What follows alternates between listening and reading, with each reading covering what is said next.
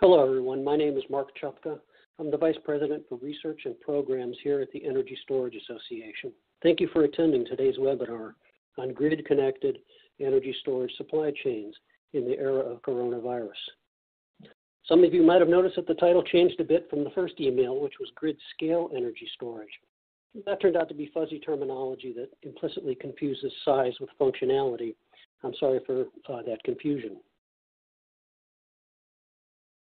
This webinar is being recorded. Everyone who registered will receive a link to the recording and slides within the next couple of days. Questions can be submitted at any time during the webinar via the questions chat box in your browser, and we'll get to those after the presentations. All meetings and teleconferences of the Energy Storage Association are held in accordance with our antitrust guidelines. We ask that you abide by these guidelines during today's webinar. The full guidelines are available in the members area of the ESA website. If you are not yet an ESA member and would like more information, please reach out to my colleague, Brenda Lovell. Among the many benefits of membership, members get free access to all of our webinars, including many that are members only. Before we begin, I'd like to announce that ESA will hold our 2020 annual conference on August 26th through 28th in Pittsburgh. You'll find registration, poster proposal, submission guidelines, and agenda, and more information at the web address on your screen, esacon.org.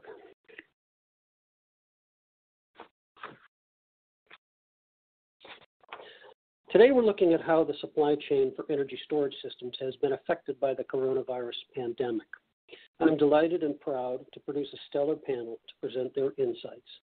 First up will be Yayoi Sekine from BNEF, who will start upstream in the supply chain to discuss the manufacturing of energy storage systems and how that segment interacts with related markets, such as raw material supply.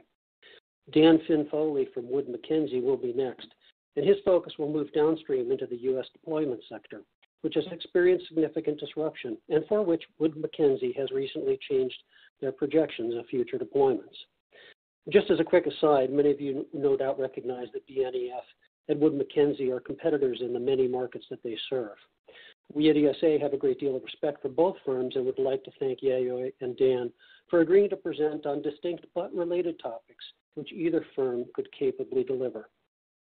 Having offered the views of two respected market analysts, we move to our final presenter, Lindsay Gorel, Chief Executive Officer at Core Power, a U.S.-based developer whose business spans both the upstream markets that Yayoi describes and the downstream U.S. deployment market that Dan will examine. After their remarks, I'll open up to audience Q&A. You can ask questions via the question chat box at any time, and I'll pose as many of them as I can to the presenters during the Q&A session at the end. Now I'll turn it over to Yayoi Sekine. All right, thank you, Mark, for that really kind introduction. Hi, everyone. Good afternoon, or good morning, or good evening, depending where you're dialing in from. My name is Yayoi Sekine. As Mark said, I head the decentralized energy team at Bloomberg NEF. And today I'll be presenting some of our views around the impact of COVID-19 on the battery supply chain and manufacturing. And the presentation rounds up views in a couple of different teams within BNEF, including metals and mining, transport, and storage.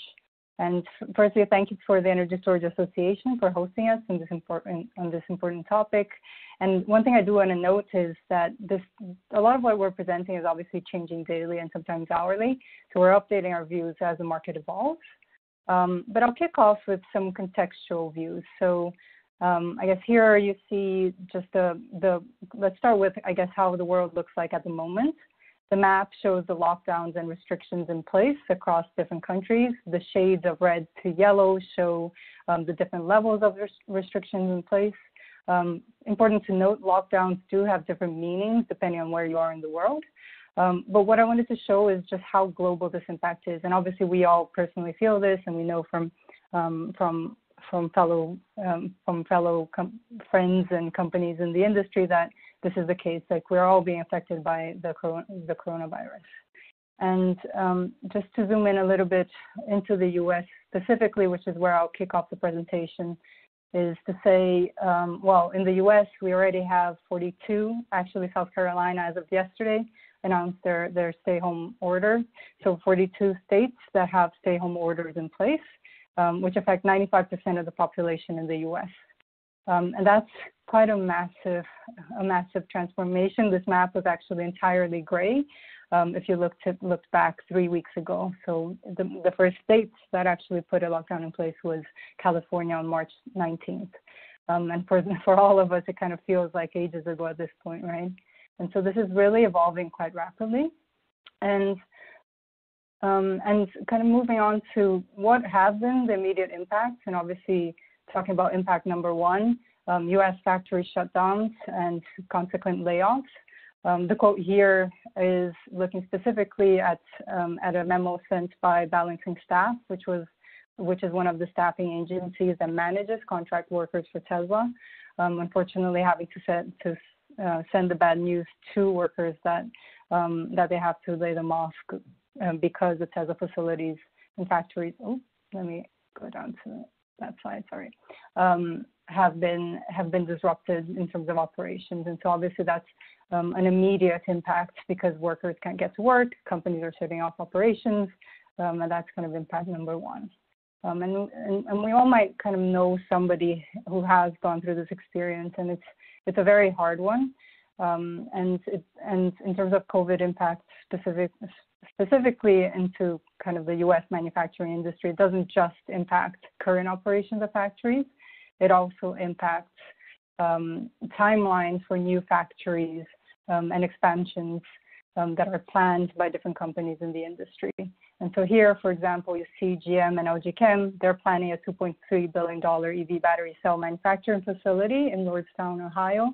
I mean, primarily for the kind of the GM electric vehicle models, but they were moving kind of their meetings online as of mid-March.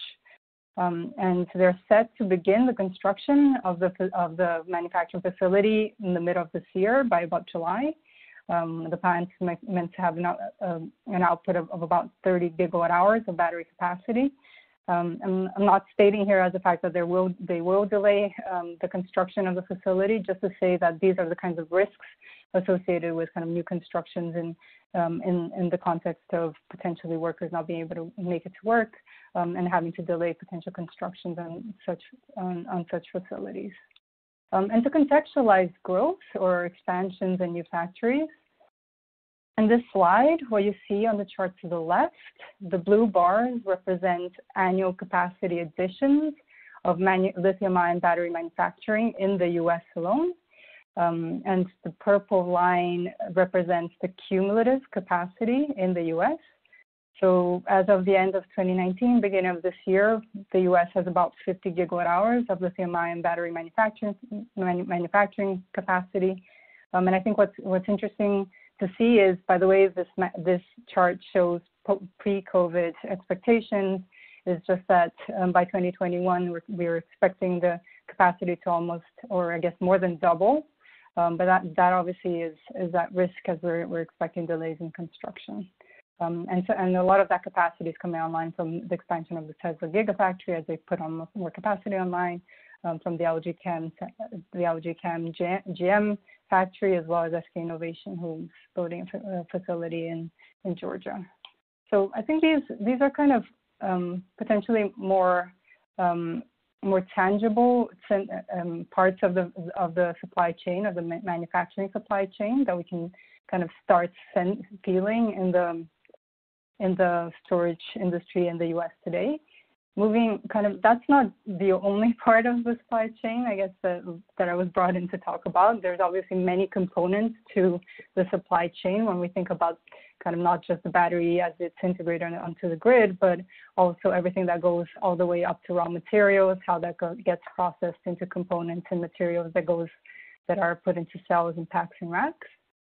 There's of course potential impact to the supply chain there as well. So I put that as kind of impact 3, which will be kind of a big part of this presentation. So the global supply chain is disrupted. In fact, the majority of the kind of the battery cell cell materials are produced in China, in Asia, across 3 major countries, China, Korea, and Japan. And so if you think about the globalization of the supply chain, obviously having the manufacturing capacity in the U.S. is not the only thing that you have to think about. You're also thinking about what materials you're importing from where. And a lot of these are imported from Asian countries. And these materials might not only be disrupted by local production challenges or slowdowns because of coronavirus mitigation within those countries, but also by shipping. So this story just shows one of the challenges more recently, because Singapore and Shanghai have halted most crew transfers from ships that would otherwise dock in Singapore and Shanghai, which essentially means that if you want to change your cruise ship, you have to look for another port elsewhere, and you have to fly your crew to that port and to do that crew transfer. And that obviously slows down significantly the kind of the shipping around, the shipping and delivery of specific materials or products as they're being shipped across the world. And one way that I guess you can start thinking about the global battery manufacturing supply chain is to think, okay, so maybe I'm not really importing just materials from elsewhere, or trying to manufacture just in the US. We're actually trying to import batteries from elsewhere in the world. So this map shows each individual bubble shows a manufacturing plant, a lithium-ion battery manufacturing plant in different locations in the world. You'll see there's a massive concentration of these bubbles in China. In fact, I guess if we go to the next slide, about 77% of the current commission capacity of lithium-ion batteries is located in China. So the previous slide where I was showing the U.S. capacity online, that represents about 10% of total capacity in the world. And to the right, you see kind of the provincial spread of that capacity in China, and you see specifically. And actually, this map was something that we showed in one of the early COVID-19 reports that were coming out of our China team, which was showing, well, in Hubei, which is where Wuhan is located, about 6 gigawatt hours of the capacity is located there. So overall, actually, the supply chain or the manufacturing capacity in China is greatly not as affected, because it's actually not located in one of the coronavirus hot centers in China. And what's happening now in China is very interesting, because one, they obviously have been the first hit, and within our China team have been trying to assess the impact on the demand side of the EV lithium-ion battery side. So we've revised our expectations on how much demand for batteries there will be for electric vehicles in China. So in an optimistic scenario, it's at least 3 gigawatt hours lower demand than our previous or original forecast. Our pessimistic was at about 9 gigawatt hours lower demand in that pessimistic scenario. And just to give you perspective, in February, which obviously would have been the worst month in China, passenger electric vehicle sales dropped by more than 80%. Similar numbers for EVs, which on the electric vehicle side, China sold about 11,500 vehicles in February, compared to about 35,000 last year.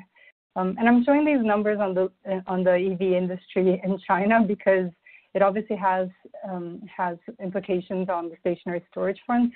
I guess not just in China, but globally. What we've seen is actually, because a lot of these factories are now coming back online, they're looking for, they're obviously concerned about the fall in demand and looking for new sources of demand. And a lot of them are coming to us asking about kind of where is the demand in the US and how is that being affected by coronavirus, and similarly in Europe. And so that's kind of the context there. And it's not to say that obviously China has a lot of capacity and they will be and they're ready to supply the whole world. They're not completely intact and unfazed or kind of on the other side of the coronavirus crisis, but actually they do depend on a lot of materials and metals that are imported from elsewhere. So here, what you actually see is just some examples. Obviously, you can mine lithium in other parts of the world, but just some examples of mines and where and how China would be importing these from elsewhere. So you see, for example, in yellow, the cobalt mine in the DRC, graphite mine in Mozambique, lithium, nickel, and graphite. Lithium, nickel, and manganese, which could be mined and processed into concentrates to be imported into China. These countries obviously have their own kind of quarantine risks. They would have kind of challenges associated with that, which would be transporting from mine, making them into concentrates to be transported to ports, which then obviously I've talked a little bit about shipping already, have to be shipped to China. And again, this is just exemplary, but it tells you, again, China could have its battery supply chain or its battery manufacturing capacity online, but it also has some risks associated with where they're importing their materials from.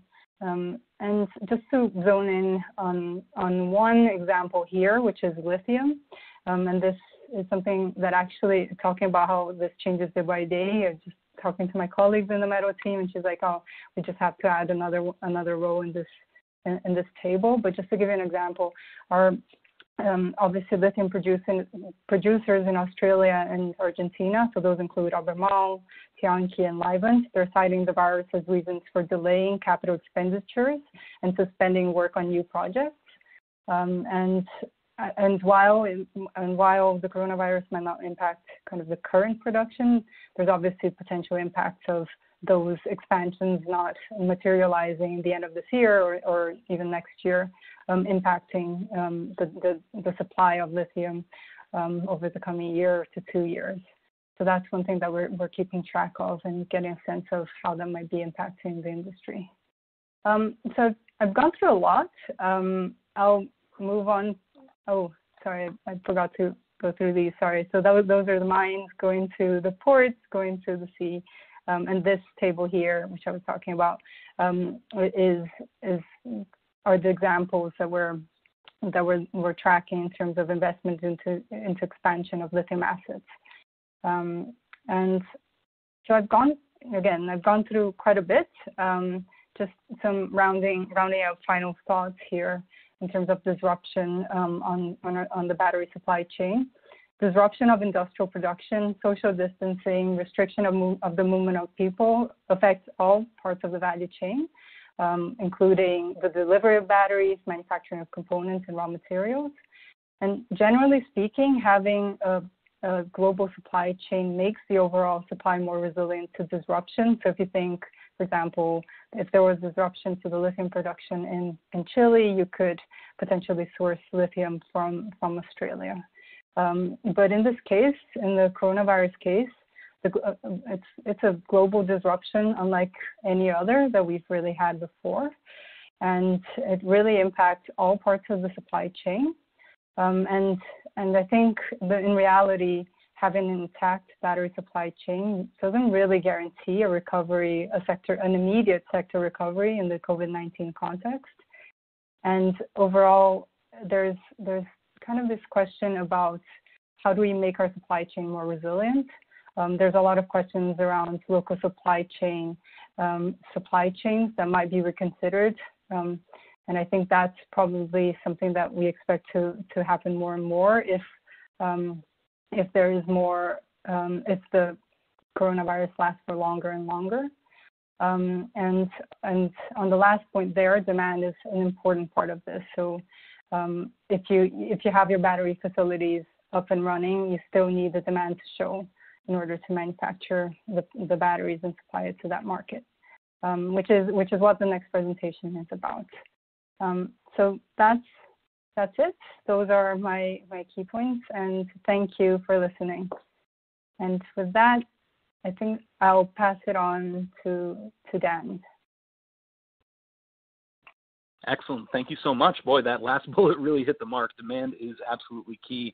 A lot of good information there about how these supply chains are being affected. We saw this really become a huge issue in all of these manufacturing hubs, and now through March and into April, trickling down through some of these key emerging energy storage markets, which is the situation, of course, still very dynamic.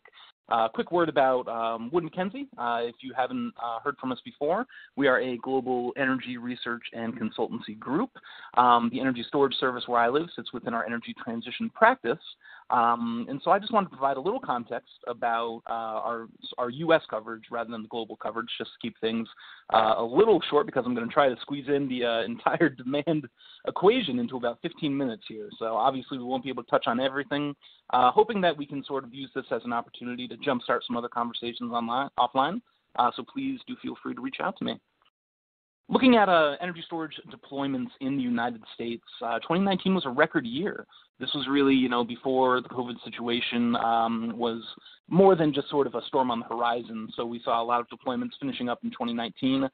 In fact, a record quarter. Just to provide a little bit of context here, there's this big trend where we're moving upwards, but there is still a lot of signal versus noise discrepancy. The residential market has been surging, non-residential market as well, front of the meter space, living and dying by large-scale deployments every quarter. But we have been seeing that sort of scale up to build on, but this has all been thrown into a little bit of chaos. Showing that same deployment graph by scale of megawatt hours, I want to put a pin in that sort of Q4 2016, Q1 2017 burst. That was due to the Aliso Canyon procurements in response to a natural gas leak in California. I think that is going to be a key case study in how the demand side for the energy storage market, specifically front of the meter, is going to respond. Those projects were installed rapidly, going from the inception of the procurement to installation and grid operation in a matter of months, the kind of time that it takes to get an environmental permit for a new natural gas plant.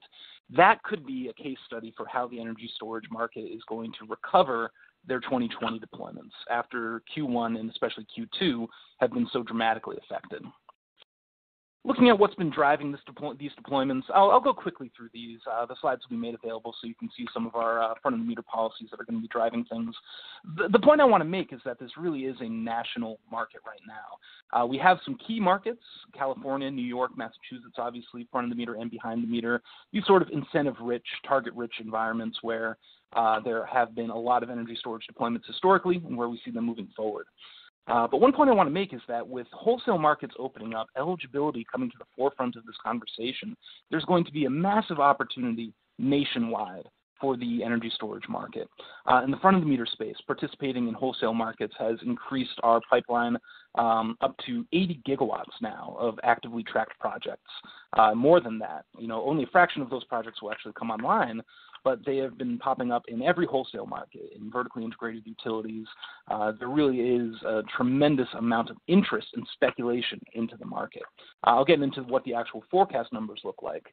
As part of our global outlook, we did a full forecast on the global market.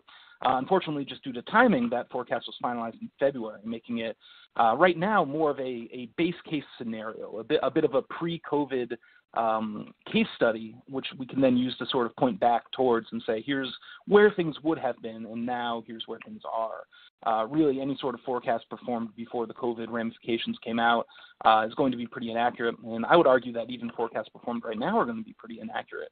There are so many unknowns happening, and I really do want to stress that. These are the policies that we're going to create more of a consistent deployment upward trend for energy storage. Is that consistent upward trend going to make it in 2020, or are projects going to be delayed? I'll sort of get into that, a little teaser for 5 minutes from now in the conversation. We're really focusing a bit more in front of the meter in this presentation, but the behind the meter space bears some conversation as well. Very incentive-focused markets, California primarily, also Hawaii, New York, Massachusetts as well. But there is going to be tremendous growth in this space. The front-of-the-meter market will be the lion's share, but there still was a lot of growth anticipated in the residential and C&I markets. And I'll get into what we're thinking post-COVID for that. A little more context on how this has been a really nationwide market. I mentioned the pipeline before. This is just the operational projects.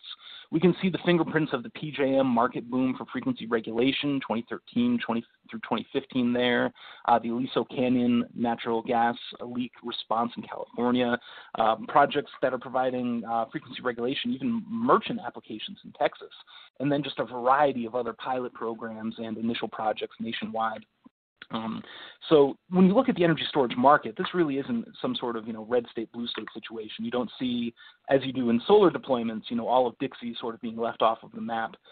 It's being driven by utilities. This is being driven by individual customers, by speculation into wholesale markets. Everywhere you go within the continental United States, and all 50 states really, you're going to be seeing a lot of opportunity to take advantage of multiple different revenue streams, whether it's a transmission distribution deferral project on an island off the coast of Massachusetts, or a merchant project in Texas, or a wholesale market participating system on the Great Plains taking advantage of wind curtailment. There's speculation that these projects are going to be really the norm moving forward. In the front of the meter space, I would want to point out that the key driver is going to be utility integrated resource plans, and in the shorter term, active requests for proposals and projects as a result of resource planning needs.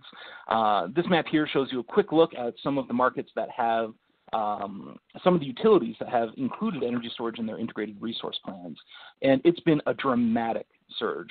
Even just back in, say, 2 years ago, you really didn't see a lot of utilities including energy storage in their resource planning.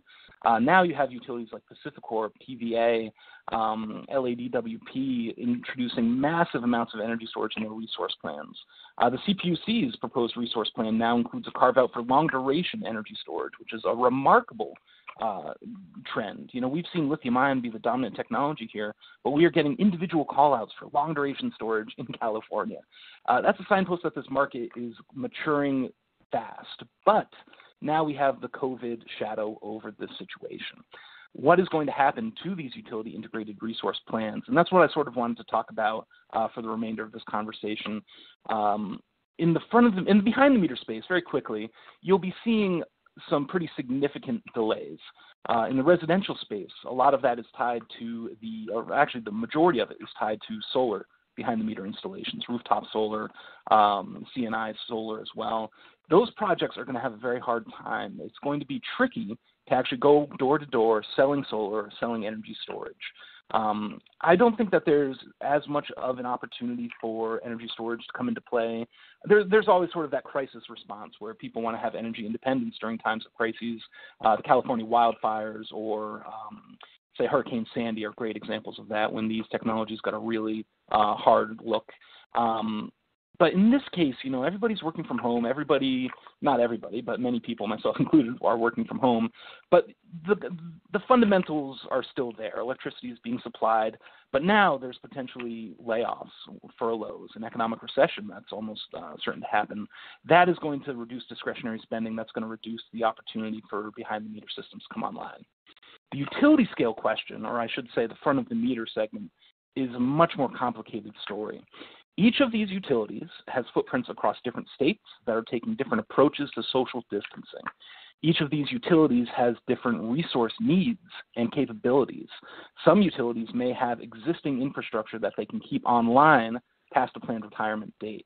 Some of these utilities have resource needs that need to be filled by new generation now to ensure reliability. How each utility responds and then how regulators, legislators respond to those utility capacity needs is going to determine what we see moving forward in the front of the meter space. Most of these utilities with resource needs are going to be a little more resilient in the face of any sort of recession, but at the same time, what does the timeline really look like for these projects? And again, in the very early days here, I'm not going to go out on some sort of crazy limb and tell you what all of these utilities are going to be doing. Those are the conversations that are happening now in utility commissions and these utility boardrooms about how are we going to move forward, what sort of hard choices do we need to make based on the fact that, as we saw, the supply chain is disrupted. Construction crews can't travel from one site to another very easily, or perhaps not at all. Permitting and other factors are causing massive delays. How does this affect the investment tax credit eligibility? There are a lot of factors here, which leads to me believing that there are really two likely scenarios. The first one, which I highlight here, again, this forecast is sort of the pre-COVID base case. In 2020, we see that behind-the-meter downside of 32%, with some recovery into 2021. There will be delays. It's going to be tough to recover the sort of lost sales lead opportunity and adapting to the new COVID recession potential mindset. On the front of the meter side, this is why I brought up this Aliso Canyon question, because the energy storage industry has proven that it can deploy at scale, at speed. The Aliso Canyon projects proved this. The Tesla 100-day bet in Southern Australia proved this. If these restrictions get lifted sometime over the summer, can the energy storage industry respond by accelerating its currently planned deployments? And if so, does it want to do so? Otherwise, do projects get moved into 2021? Is there flexibility with the investment tax credit, IRS guidance, other questions involved there? If so, then 2021 could surge. But right now, I think that the storage market is going to really push to have these systems installed quickly. Build off of that success that they had in the Aliso Canyon procurements in Australia, proving their speed and versatility and pushing only a little bit of those 2020 projects back into 2021. From there, the economic downturn is going to drive a lot more uncertainty from 22, 25. It's worth mentioning that, these 2020 projects, some of them are going to be delayed. There will be some cancellations here. COVID is not really breaking things as much as it's showing things that are already broken. The cracks within a system are much more apparent when you have a pandemic, and then they widen as well. In this case, there are some projects I think that maybe were a little bit flawed or a little bit cracked. Those are going to be looked at again, potentially canceled, potentially moved. Again, it's going to depend on a case-by-case basis. All in all, this is going to result in potentially hundreds of millions of dollars being moved from the energy storage market out through 2025, from 2020 outwards, and potentially shrinking the market slightly. We anticipated a massive growth of about 10x between now and 2025.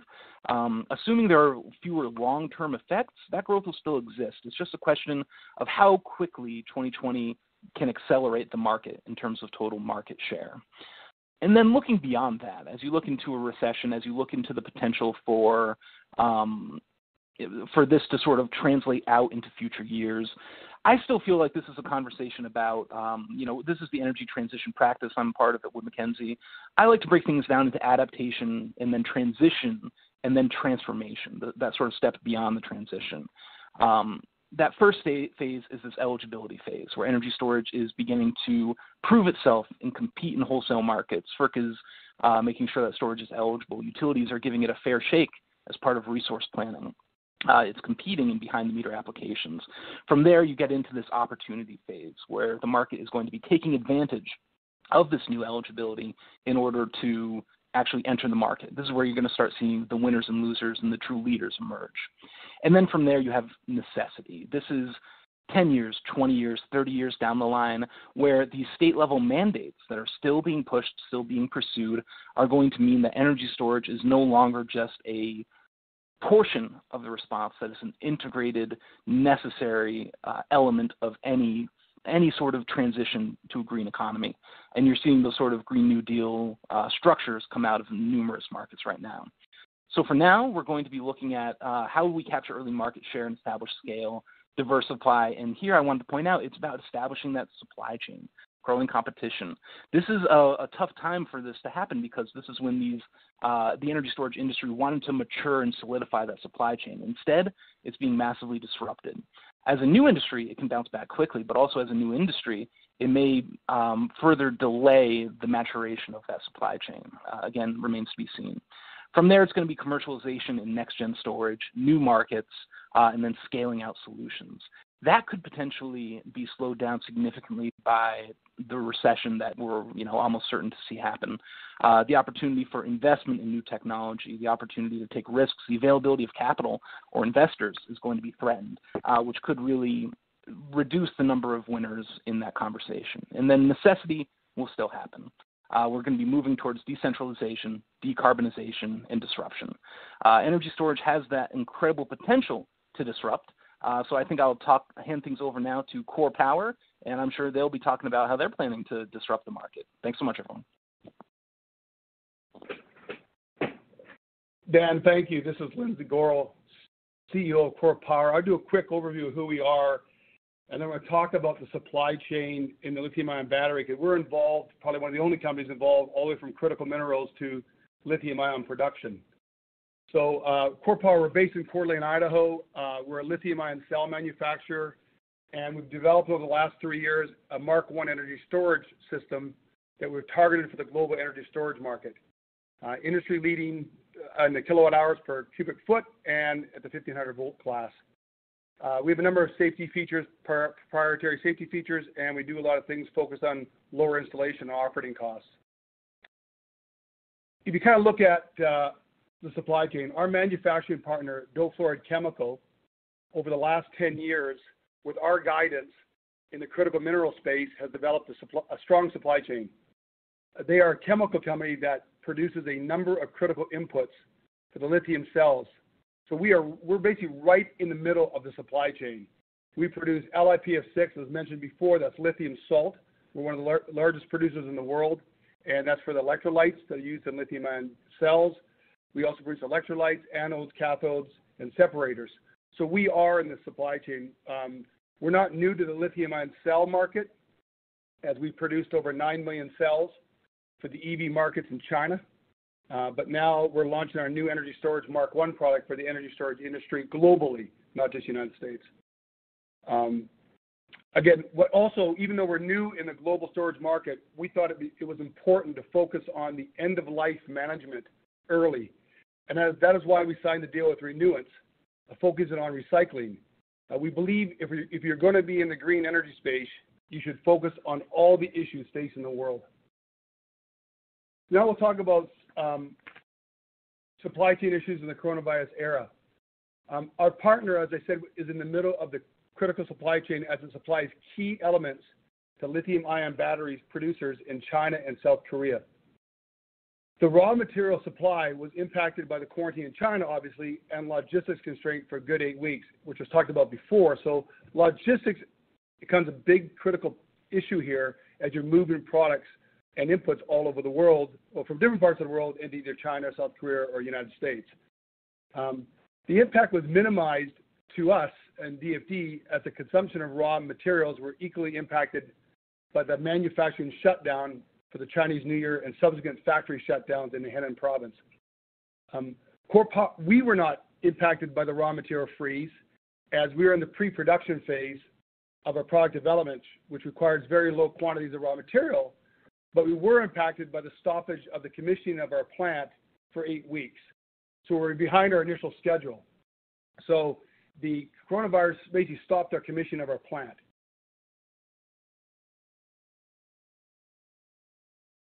DFD started production back up in mid-March, but obviously the deliveries of critical inputs are still slow.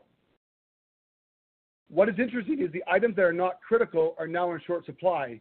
So right now it's very difficult to work through all the current supply issues. So it just adds on. So you're not just looking at critical minerals or critical salts. You're also looking at even some of the rudimentary parts that are needed to build a module that it's hard to get to.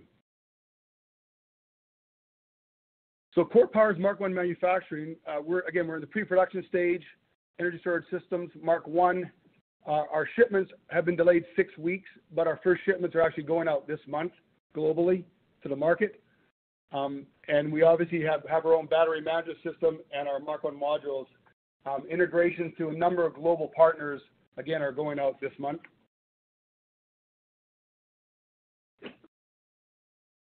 So we'll talk about a new factory in China. So as I said, our partner is completing the commissioning of a new factory that's dedicated to our Mark I production. We have over 200 people working for commissioning on our new 2 gigawatt hour plant.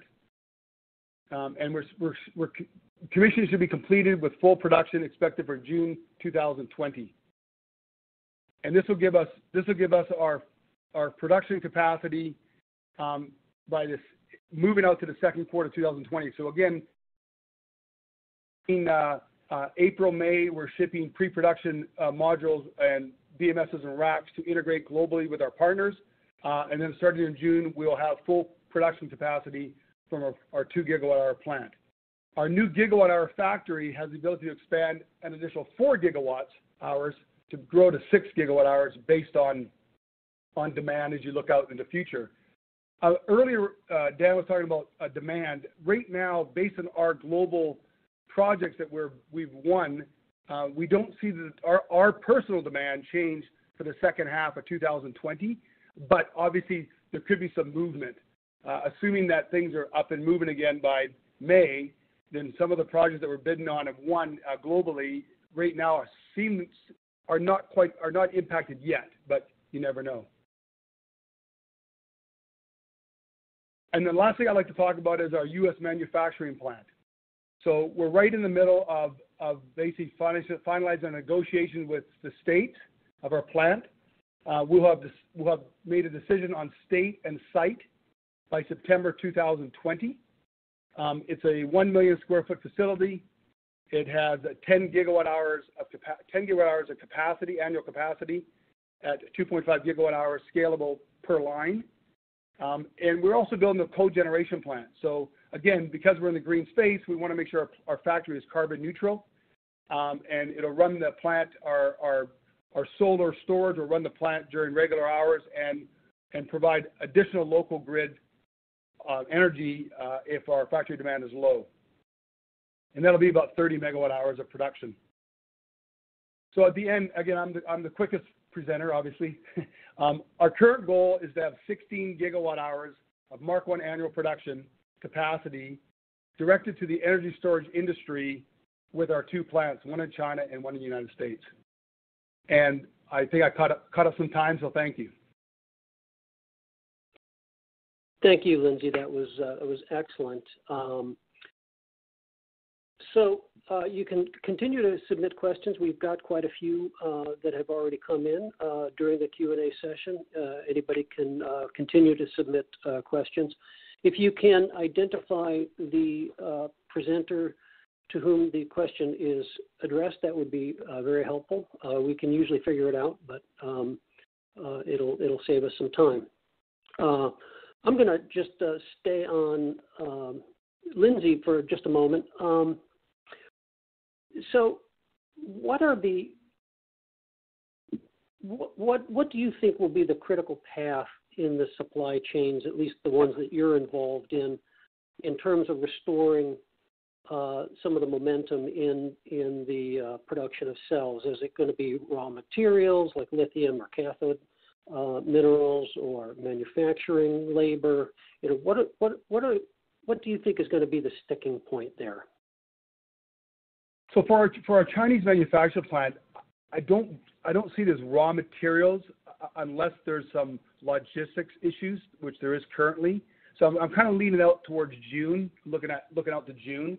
So I believe the raw material side of it, when I say, which is critical minerals, lithium salts, etc., should mainly be taken care of by them, unless there's some change to what we look at as logistics. On the employment, on the staffing side, we're fine with that. We're already up and running full speed. What I see really is kind of the interfacing, where what's going to happen is when things do start up again, there's going to be a lot of demand to catch up. So I think there's just going to be a lot of backlog on supply. So again, what's something that I would look at 5 months ago as not even a critical supply, today, even though it might be a small component of a module, for example, like a fuse, might take you a month to get, where before it took you a week.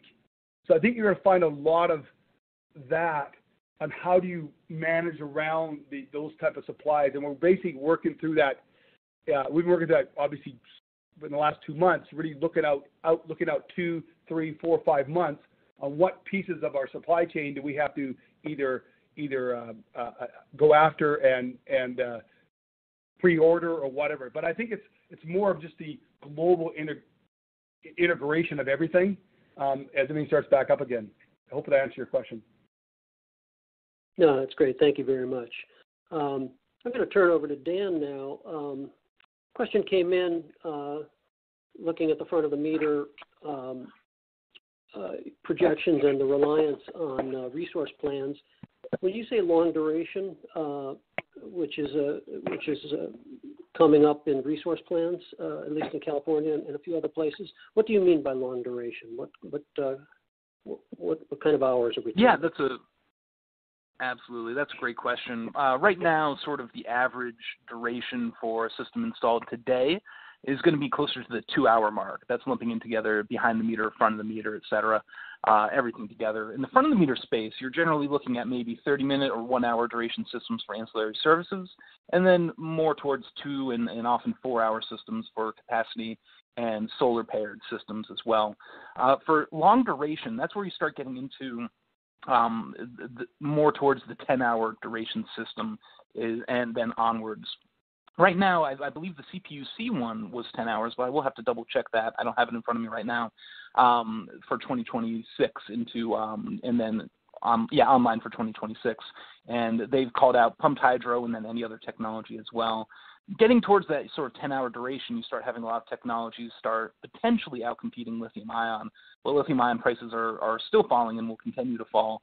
But then once you start getting into that necessity phase I talked about, that's where you start getting into next generation technologies that are going to be able to either shift renewable generation seasonally from high wind periods to low wind periods, or even just for multiple days of energy storage, so 10, 20, 30, maybe 100 hours of duration in order to actually meet those 100% green energy goals.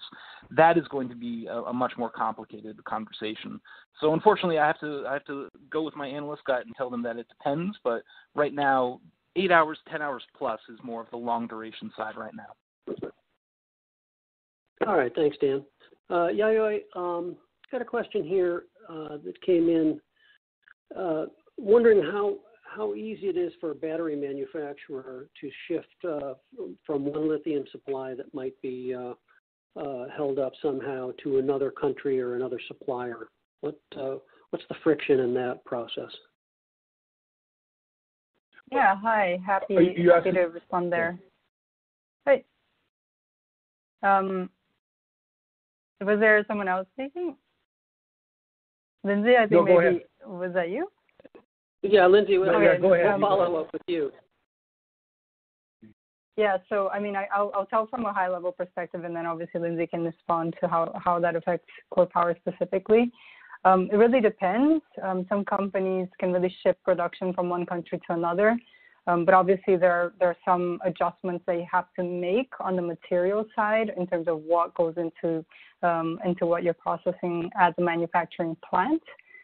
So, for example, if you shut down factories in the U.S., you could import from China, lithium from China, for instance, but then that might not really make sense because you would have to retool some production lines, and from a shipping and import perspective, that might be more costly. So you're kind of having to make an assessment of the additional costs that might entail.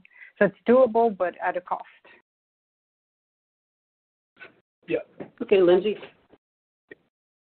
Yeah, if I can add to that, I would agree with that assessment. I think we produce LiPF6, so we actually are using lithium carbonates, and we have a number of different suppliers. But yeah, if your suppliers were basically cut off, and you want to bring in a new supply, you've got to do some work to make sure that it can be integrated properly, because obviously your finished product has to be the same grade. So I would say it's not impossible, but you have to do some work on that. So you'd have a disruption. Maybe the disruption is 1 or 2 or maybe a quarter, maybe. It depending on what product it is, because a lot of the product that's out there, even though we don't buy, is known.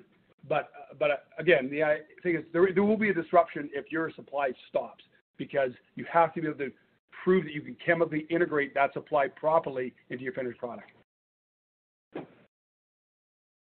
Okay, thanks. That's very helpful. Another question that could apply to any of the presenters, just looking for a short answer here. How do you think storage system prices will be affected? And maybe Dan, start with you, and then Yayoi and Lindsay. Yeah, happy to discuss it. We're actually going to put out some research on the front of the meter space, looking at price trends over the next 5 years in the coming weeks. The initial impact is going to be very hard to measure because we're still seeing the cascade effects of social distancing closures, manufacturing closures, et cetera. One of the biggest factors for me is the fact that the EV market is potentially going to be dramatically affected. If you start seeing reduced demand for electric vehicles due to stay-at-home orders, and at Wood Mackenzie we do foresee obviously reduced demand there for a variety of factors, is there an opportunity for the stationary storage industry to potentially take advantage of a glut of battery manufacturing that's available? Battery manufacturing in China has bounced back pretty well. Manufacturing in South Korea hasn't been too affected. Other markets a bit more affected.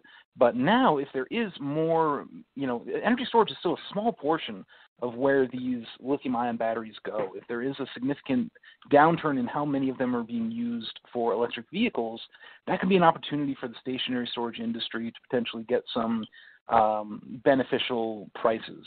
That is still very early in the conversation, and we're really going to have to see, how far down the supply chain are these things going to be affected. If the containerization manufacturers are affected, then it really won't matter if you have a lot of battery systems if you have nowhere to put them.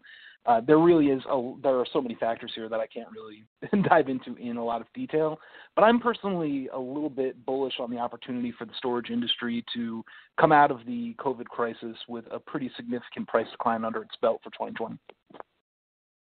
Okay, thanks. Yaya or Lindsay?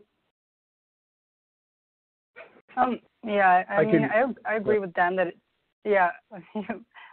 I feel like we're interrupting each other, Lindsay. I'll just do a quick comment, which is, I agree with the part that it's very hard to know because we're obviously in the middle of this cloud at the moment. The one thing that we did kind of look at in the context of batteries, battery prices more broadly, is like what the effect on prices are on the EV side of things. Do prices fall? And the answer is basically no, even though volumes have been falling because demand has fallen. And the reason why is just most of the capacity that's meeting EV demand is set on long-term fixed price contracts. So even if volume goes down, you're still having to pay the same amount for the batteries you're buying.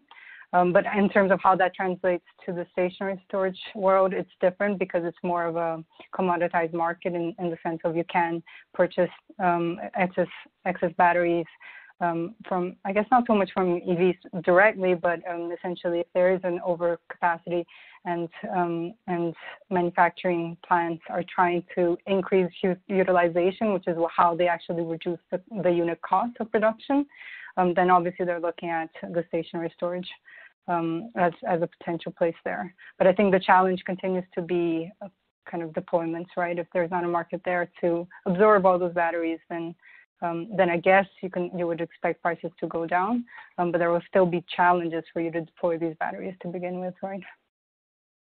And Lindsay, sorry, go ahead.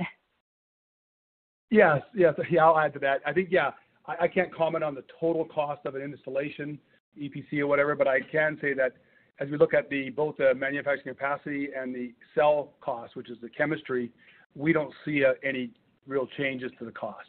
So at this point in time. Okay, thank you. To what extent might the disruptions lead to proactive supply chain diversification, particularly probably among the battery manufacturers, but also to the installers and the integrators? Are people going to be looking for more different and more sources for their components? And I'll open that up to Lindsay first, and then Dan and Yair. Sorry, I missed the half of that. Sorry, Mark.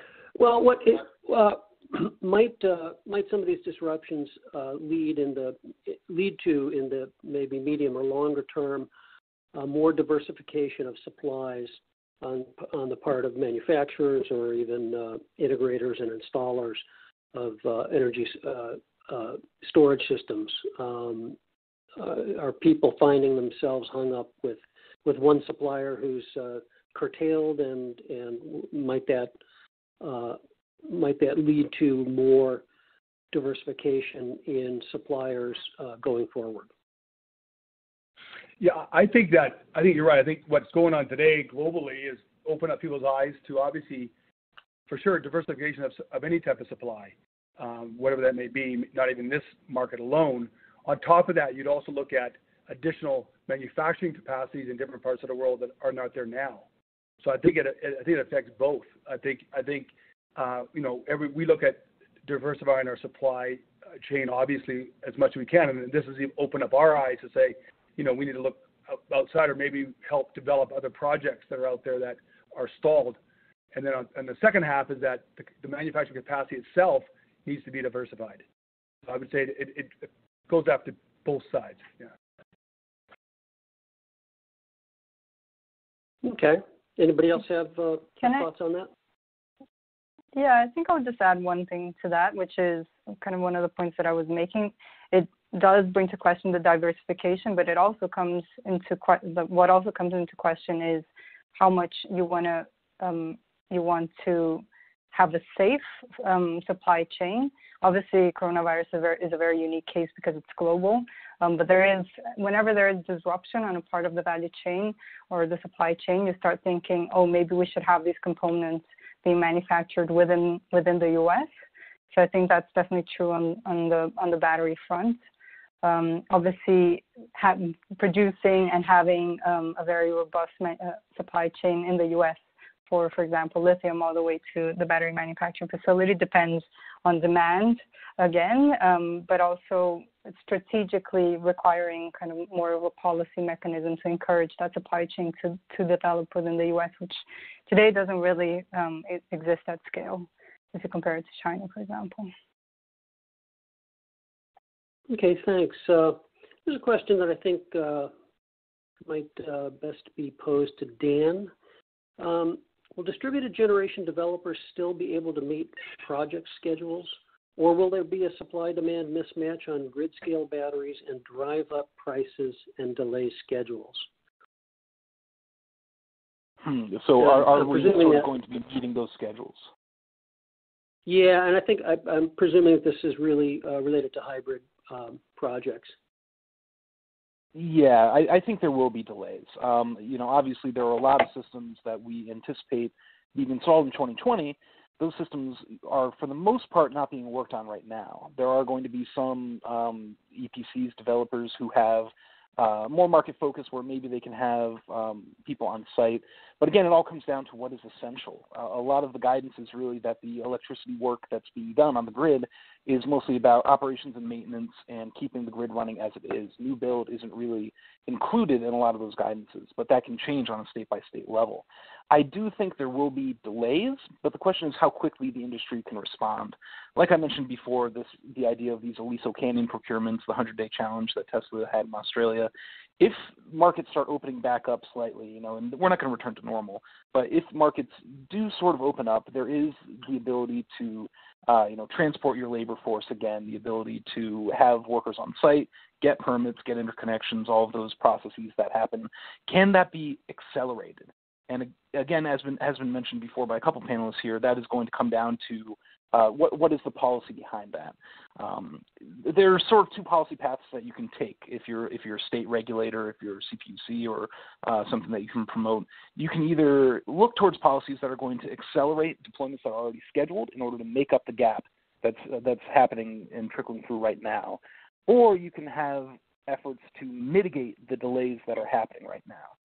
Which would be things like ensuring ITC eligibility, despite the fact that maybe work doesn't start within a calendar year, or making sure that the PPA agreements maybe could be renegotiated based on delays in the project, things like that. But which of those two you sort of pursue is going to determine if 2020 has a real burst of projects in Q3 and Q4, which is more of what I expect, or if 2020 deployments really get pushed back into 2021. In either case, I still don't foresee a lot of projects being canceled outright. I think there will be some, but most of these projects will be moving forward, just potentially later in 2020 and potentially into 2021. Okay, thanks. I'm going to do one more question, hopefully kind of a lightning round. Given the challenges to the supply chain for lithium-ion and the interest in long-duration storage in California and elsewhere, what would it take to see a shift away from lithium-ion technology? and maybe go in the order. Let's go to Lindsay, who probably doesn't want to hear about a shift away from lithium-ion, and then to Dan and Yayoi. That's okay. I go first. I'm happy to answer any question. I think what you have to have is you have to get to a proven commercially produced product at a cost-effective price. That's really the issue. And there's a lot of technology out there. We spend about $30 million a year in our R&D group looking at new chemistries, looking at new ideas. So we have a number of different things in our R&D group that we're looking at. So we keep looking out to kind of try to be ahead of the curve. But I think the bottom line is, if someone comes up with a technology, get it from that space to full-blown commercial production with an economic value. As like Dan was saying earlier, that lithium-ion battery is now, we're at a price point that it can be economically installed now. So I think that's the biggest challenge, is getting another technology to that same price curve, I guess is the best way to say it. Okay. Dan? Yayoi? Yeah, lithium-ion has such a head start, right, because of the EV manufacturing, the economies of scale of that. Nobody's putting a flow battery in an electric vehicle right now. Hey, maybe in the future. I'm not going to rule anything out. But because of that, lithium-ion prices are so low and so advanced commercially that when Nantucket installed an 8-hour duration system, it was lithium-ion. Now, that's going to change. Long-duration systems are going to be normal within the next decade. And what technology is going to fulfill that is tough to say. There are so many different technologies, all at different stages of commercialization. But I think you are looking at a bit of a perfect storm in the U.S. this decade to move potentially away from lithium-ion and towards something new. 3 main factors. Number one, the movement on the state level towards aggressive renewable policy goals are going to require massive amounts of energy storage, shifting large amounts of energy, not just meeting peak power demands. Number 2, you have policies at the federal level, the Storage Grand Challenge being one of them, which is pushing domestic supply chains.